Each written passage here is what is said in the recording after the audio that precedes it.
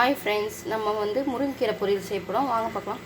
எண்ணெய் ஊற்றிருக்கு, ஜீரகம் போட்டிருக்கு, வெங்காயம் போட்டிருக்கேன், காஞ்ச மிளகா, 2 கல்லுப்பு,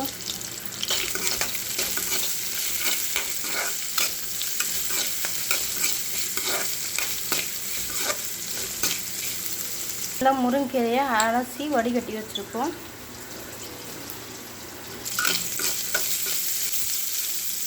இப்போ முருங்கைக்கீரையை போட்டுக்கலாம்.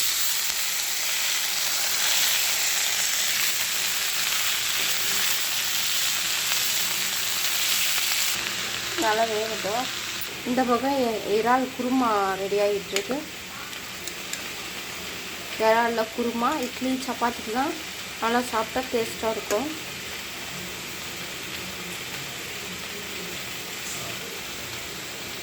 அப்படி இட்லினா 4 இட்லி சாப்பிடுவோம், கூரை 2 இட்லி சாப்பிடுவாங்க. இந்த மாதிரி இறா குருமா மாதிரி இது மாதிரி வச்சு கொடுத்தா தேங்காய் அரைச்சி ஊற்றி மிளகு பெருஞ்சீரகம் எல்லாம் போட்டு ஊற்றி வைக்கணுமா. இந்த பக்கம் நல்லா கிளறி வச்சுக்கலாம்.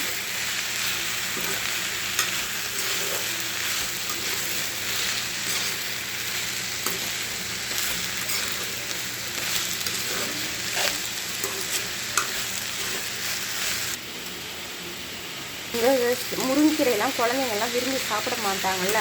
விரும்பி சாப்பிடாத குழந்தைங்களுக்கு முருங்கைக்கீரையில் முட்டை உடச்சி ஊற்றுனீங்கன்னா சாப்பிடாத குழந்தைங்க கூட அந்த முட்டை கருவு சாப்பிடுவாங்க. வாங்க முட்டை உடச்சி ஊற்றிக்கலாம்.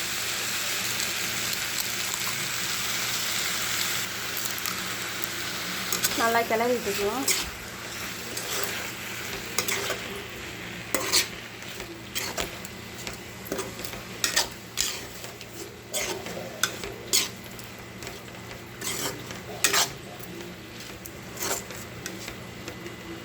இதில் மிளகுத்தூள் கொஞ்சம் போட்டுக்கலாம்.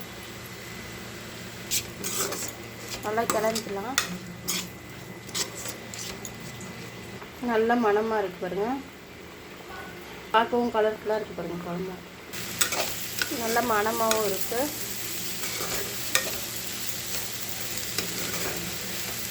இப்போ நமக்கு தேவையான முருங்கைக்கீரை முட்டை பொடி மாஸ் ரெடி ஆகிடுச்சுமா.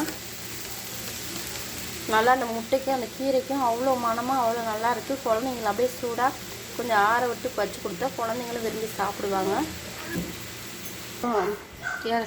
எறா குருமாவும் ரெடி ஆகிடுச்சு. இந்த வீடியோ எப்படி இருந்தால் லைக் பண்ணுங்கள், ஷேர் பண்ணுங்கள், கமெண்ட் பண்ணுங்கள், சப்ஸ்கிரைப் பண்ணுங்கம்மா. ஆமாம், முட்டை இந்த பக்கம் இருக்குமா.